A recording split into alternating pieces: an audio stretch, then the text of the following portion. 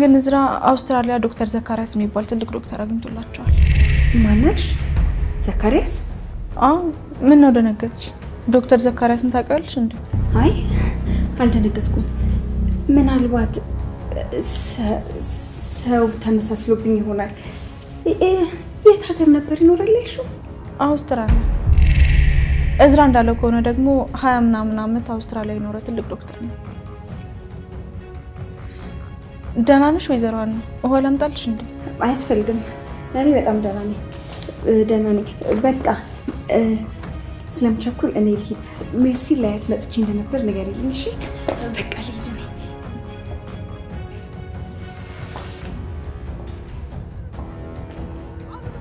ምን ሆና ነው ባንዴ እንደዚህ ስሜት የተቀያየረ?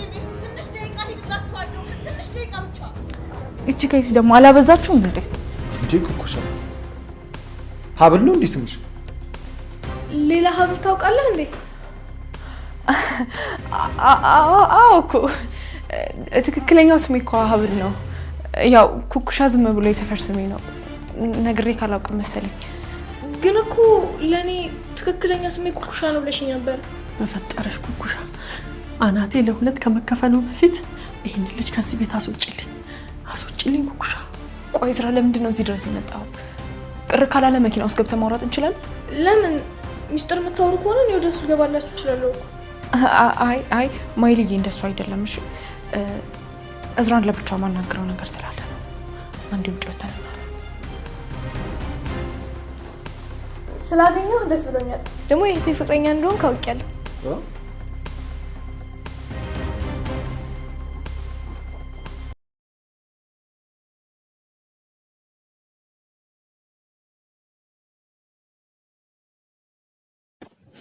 ሰላም ወደ ቻናሌ ቤተሰቦች እንዴት ናችሁልኝ? እንኳን ወደ ዩቲዩብ ቻናል በሰላም መጣችሁ። እንዲሁም ደግሞ የሀብል ድራማ ተከታታዮች ደህና ናችሁ ወይ?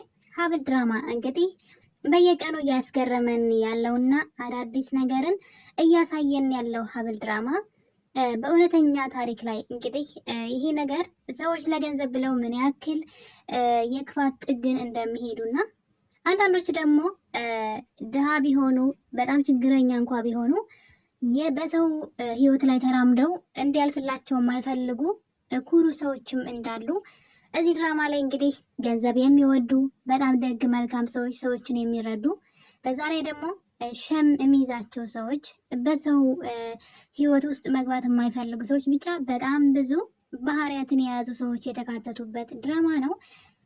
በአይነቱ ለየት ያለና አስተማሪም ጭምር ነው። እንግዲህ ሀብል የድራማው ዋና በስሟ የሆነው ማለት ነው። ሀብል ከመጀመሪያውም እንግዲህ በአሳደገቻት ሴት በወይዘሮ መነን ምክንያት የማታውቀውን ሰው እንድታገባ ለገንዘብ ተብሎ የተደረገ ሴራ ነበረ። እንግዲህ የማታውቀውን ሰው ለገንዘብ ምንጭ ትሆነኛለች ብላ ለባሏ ልጅ ነበረ የዳረቻት ማለት ነው። ያው ከልጅነቷ ጀምራ በቁጥጥር ስሯ አድርጋ ልጅቷ በራሷ እንዳትወስን አድርጋ ስላሳደገቻት ልጁን አላገባም ማለት አቅም ራሱ አልነበራትም። እሺ ብላ ነበር እንግዲህ ተስማምታ የሴትዋን ፍቅር ለመሙላት እዝራን ያገባችው። ግን ደግሞ እንግዲህ ሴትዋ እንዳሰበችው ሳይሆን ልጅቷ ከዛ ተቃራኒ ሆና በራሷ መወሰንና ነገሮችን ማስተካከል ስትጀምር ከእዝራ ጋር ለገንዘብ ሳይሆን የምር ፍቅር ይዟት እንግዲህ በጣም ብዙ ዋጋ ከፍላለች። እስር ቤት እስከ መግባት ድረስ ሰው ገለሻን በሚል ሰዎች እሷን ለመጣል በጣም ብዙ ርቀት ተጉዘዋል። እንግዲህ ያንን ሁሉ በጥንካሬዋ አልፋ ሀብል አሁን ላይ የእዝራ ሚስት ትክክለኛ ሚስቱ ሆናለች። እንጀራ እናቷ እንዳመጣቻት ለገንዘብ ብላ ሳይሆን የምር ፍቅር ይዟት እሱም ወዷት እንግዲህ የቤታቸው እመቤት ሆና የልጃቸው ሚስት ምራት ሆናለች ማለት ነው። ታዲያ እንግዲህ ይህ ነገር እስር ቤት እያለች ነው ነገሩ የተፈጠረው። ሀብል ማህደርን ገለሻን በሚል በውሸት ተመስክሮባት እስር ቤት በገባችበት ሰዓት ነበረ የእዝራ ፍቅርም እንግዲህ ገንፍሎ የወጣው። ከዛ በፊት የመጣሽው ለገንዘብ ነው ወደሽኝ አይደለም ብሎ የሚለውና ሰውም ገለሻን ብሎ የሚያስበው እዝራ በልጅቷ ፍቅር ከተሸነፈ በኋላ በጣም ደስተኛ ነበረች እስር ቤት ሆና። ታዲያ ሌላም ነገር ተፈጥሯል። እስር ቤት ሆና ወልዳ ትታት የሄደችው ሆስፒታል ውስጥ እናቷ ማለት ነው እንግዲህ ከብዙ አመታት በኋላ ወደ ሀገሯ ተመልሳ ልጇን ስትፈልግ ከመጀመሪያውም ልጇን ማን እንደወሰዳት ታውቅ ነበረ። እዛ ሆስፒታል ውስጥ እንግዲህ በነርስነት ስታገለግል የነበረችው ወይዘሮ መነን ልጇን ከዛ ከሆስፒታሉ ይዛ ስትወጣ አይታት ነበረ። ለዛም እንግዲህ መኖሪያዋን ሁሉ ተከታትላ ልጇ ማን ጋ እንዳለች ማን እንዳሳደጋት ታውቃለች። ለዛም እንግዲህ እናቷ ሀና ሰተት ብላ ወይዘሮ መነን ቤት ሄዳ ነበረ። ልጅ ሀብልን ፈልጌ ነው አንቺ ውስደሽ እንዳሳደግሻት አውቃለሁ ብላ ስትጠይቃትና ስለደረሰባት ስለሆነችው ነገር ለምን ልጇን ጥላ ከሆስፒታልም እንደሄደች ብቻ ታሪኳን ሁሉ ከውጭም እንደመጣች ብዙ ነገር ከነገረቻት በኋላ እንግዲህ በሰዓቱ ሀብል እስር ቤት ነበረች። ይህ ታሪክ ሲካሄድ እንግዲህ እስር ቤት ነበረች። ታዲያ ወይዘሮ መነን እንግዲህ የራሷን ጥቅም ማግኛ መንገድ ነበር ያደረገችው። እንዳያችሁት ኩኩሻ የተባለችን ልጅ ማለት ነው ሀብል ሁና ልጁና እንድትመጣ አድርጋለች። የሀብልን ስምና ማንነት ይዛ በጣም ብዙ ዋጋ ከፍላለች። ኩኩሻ ራሱ ሀብልን ለመሆን ማለት ነው።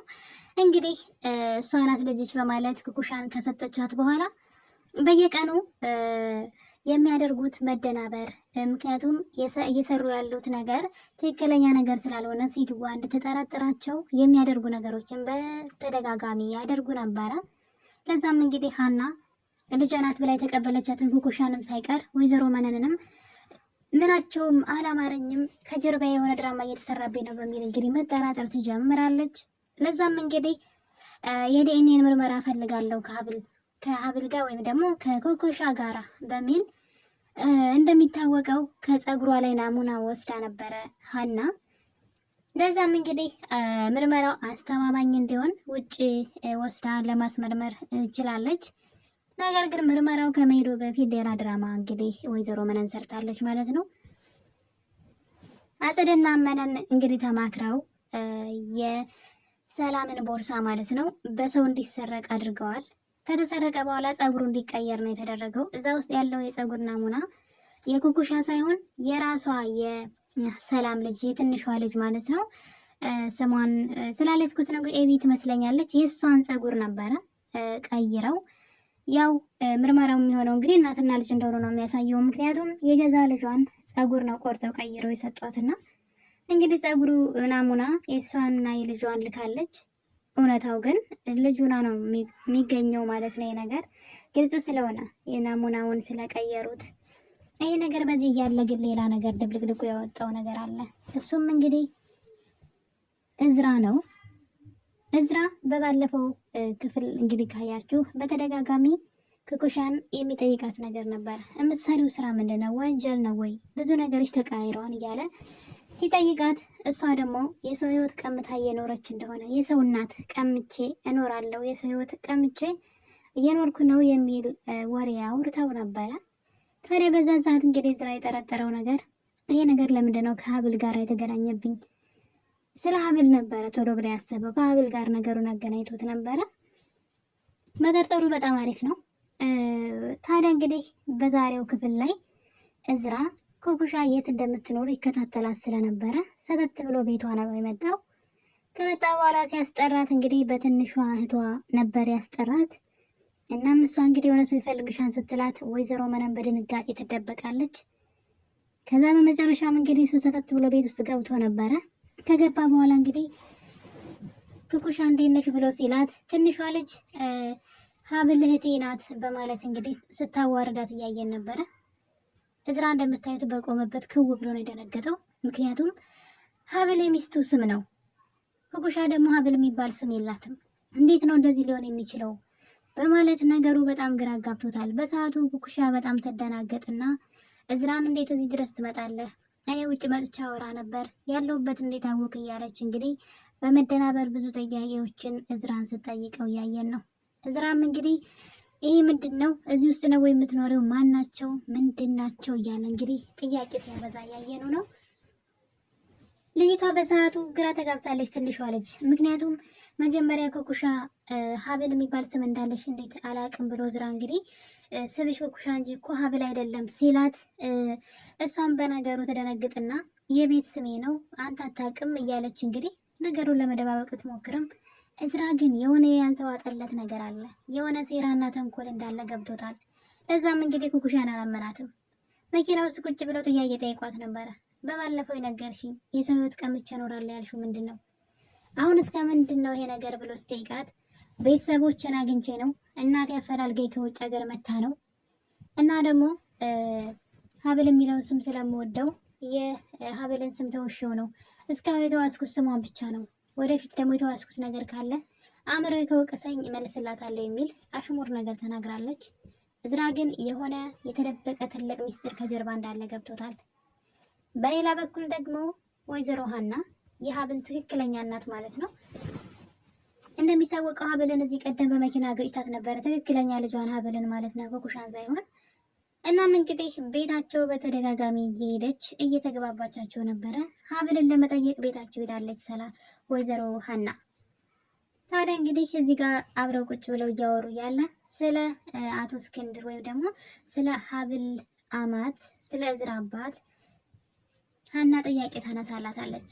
የአቶ እስክንድር በሽታ ትንሽ ከበድ ያለ ነው ወይ ትንሽ አስጊ ነው ወይ እያለ እየጠየቀቻት ነበረ። ሀብልም እንግዲህ አዎ በጣም ከባድ ነው፣ ነገር ግን አሁን ላይ እዝራ ከውጭ ሀገር ከአውስትራሊያ ዶክተር ይዞ ሊመጣለት ነው ወይም ደግሞ ዶክተር አግኝቶለታል ሕክምና የሚሆን ብሎ እንግዲህ ዘካሪያስ የተባለ ዶክተር ከ20 ዓመት በላይ ልምድ ያለው በማለት ነገሩን ትናገራለች። ይህን ነገር እንግዲህ ሀና ስትሰማ ክውን ያለችው፣ ምክንያቱም ደግሞ ይህ ሰው ማለት ማን እንደው ታውቃላችሁ? የሀብል አባቷ ነው ማለት ነው። ወላጅ አባቷ ነው። የሚመጣውም እነሱ ቤት ነው። እሷ ግን አባቷ እንደሆነ አታውቅም። ህይወቷን ተቀምጣለች በኩኩሻ። ኩኩሻ ልጅ ነኝ ብላ የሀና ልጅ ነኝ ብላ እዛ ቤት አለች። ስሟንም ሳይቀር ቀምታ ስሟን ሀብል ብላ ቀምታ ሁሉ የሀና ልጅ ሆናለች ማለት ነው። እና እንግዲህ ሀና ከትክክለኛ ልጇ ከሀብል ጋር እያወሩ ያ ዶክተር እንግዲህ ዘካሪያስ ተብዬ የሚባለው ዶክተር በቅርቡ ይመጣል፣ እሱም እንግዲህ ለሱ ሕክምና ነው በጣም ልምድ አለው ብላ ሚስጥር አውጥታለች። ሳታውቀውም ቢሆን እንግዲህ ከእናቷ ከትክክለኛ እናቷ ጋር እያወራች ስለ ወላጅ አባቷም እየነገረቻት ነው። ይህ ሰው እንግዲህ እዚህ ቤት ይመጣል ማለት ቀስ በቀስ ከሀብል ጋር ግንኙነታቸው መጥበቁ የማይቀርና ታሪኳን ማወቁ የማይቀር ነው። በእርግጥ ልጅ እንዳለው ላያውቅ ይችላል። ሀብል የምትባል ልጅ እንዳላት የምታውቀው እናትየዋ ሀና ብቻ ናት። ሀናም እንግዲህ ከእነሱ ጋር በጣም ቀረቤታና ቤተሰባዊነትን አብዝታለች። ይሄ ነገር ቀስ በቀስ እንግዲህ ሚስጥር መውጣቱ አይቀርም። ወይዘሮ መነን ነገሩን ለመሸፋፈን ብላ በጎን ብትሄድም እናትና ልጅ ግን በሚገርም አጋጣሚ በመኪና መገጨት ስበብ ተብለው ይሄው አሁን ላይ በየቀኑ እየተገናኙ ይገኛሉ። ቤተሰብም ሆነዋል ማመን እስከሚያውቅት ድረስና ይሄ ነገር እንግዲህ ለወይዘሮ መነን በጣም አስጊ ነው። የቋመጠችለትን ገንዘብና ንብረት በቀላሉ የምታገኘው አይመስለኝም። ምክንያቱም ደግሞ እናትና ልጅ በጎን እየተገናኙ ስለሆነ ይሄ ነገር ለወይዘሮ መነን በጣም ከባድ ነገር ነው። እሷ እንግዲህ ማንም ሰው ሳያያት በድብቅ ሁሉንም ነገር የግሏ ለማድረግ እየሰራች ነበረ። ነገር ግን ፈጣሪ ደግሞ እናትና ልጅን በማይታሰብ መንገድ አገናኝቷቸው ቤተሰብ ሆነዋል። የሆነ ቀን ወሬ ሲያነሳው ወይም ደግሞ ስላለፈ ታሪካቸው ሲያወሩ በተለይ ደግሞ ወይዘሮ ሀና ስለ ሀብል ልጇ ካወራች እንዴት ሆስፒታል ትታት እንደሄደችና ከዛ መነን የምትባል ሴት እንዳሳደገቻት ለዛውም እዛ ነርስ እንደነበረች አሁን ላይ እሷን ፈልጋ እንደመጣች ይሄ ታሪክ ሲታወቅ ሀብልና እናቷ ተዋወቁ ማለት አይደለም። ለዛውም ደግሞ የራሷ አባቷ እዛው ቤት ደግሞ እንግዲህ ዶክተሩ ነው ይመጣል። ነገሩ ለሀብል የተመቸ ይመስላል። በእርግጥ ዋጋ ያስከፍላታል። ታዲያ ከዚህ ነገር ሁሉ በጣም የሚገርመው ነገር እንግዲህ ሀና አንድ ነገር አስባለች። በመኪና የገጨዋትን ልጅና ቤተሰቦቿን በሙሉ እራት ልጋብዝ ነው እዚህ ቤት ብላ ወይዘሮ መነንና ኩኩሻን እንዲሁም ደግሞ አጸደን ወሽመጣቸውን ቁርጥ አድርገዋለች። በድብቅ የእሷን ገንዘብ ለመውሰድ ዲኤንኤን ውጤት እስከ መቀየር የደረሱት እነዚህ ሰዎች አሁን ላይ እሷ ደግሞ በጎን ከትክክለኛ ልጇ ቤተሰቦች ጋር ቤተሰብ ሆናለች። ለዛውም እንግዲህ ቤት ውስጥ እራት አዘጋጅታ ልጠራቸው ነው። ድብልቅልቁ የሚወጣ ይመስለኛል። ምክንያቱም ደግሞ ኩኩሻ የሀብልን ስም ተውሳ እዛ ቤት ልጁና የሀብልን ትክክለኛ ቤተሰብ ቀምታ እየኖረች ያለች ኩኩሻ እዚህ ራት ግብዣ ላይ ወይዘሮ መነንና አጸዳ አይገኙም። ምክንያቱም እነሱ ተገኙ ማለት ጉዳቸው እጅ ከፍንጅ ተያዙ ማለት ነው። እንግዲህ የዚህ ድራማ የዛሬው ክፍል ትረካችን ይህን ይመስል ነበረ። በቀጣይ ክፍል ላይ ወይዘሮ መነንና ጸደ እዛ ቤት እንዳሉ ምናልባት ሀና ልታወራ ትችል ይሆን ወይስ ደግሞ ሀብል ኩኩሻን ተጠራጥራት ይሆን? የኔን ህይወት ቀምታ ይሆን እንዴ ብላ ልጠራጥራት ትችል ይሆን? በጣም አጓጊ ነው። በቀጣይ እስከምንገናኝ ቸር ቆዩልኝ።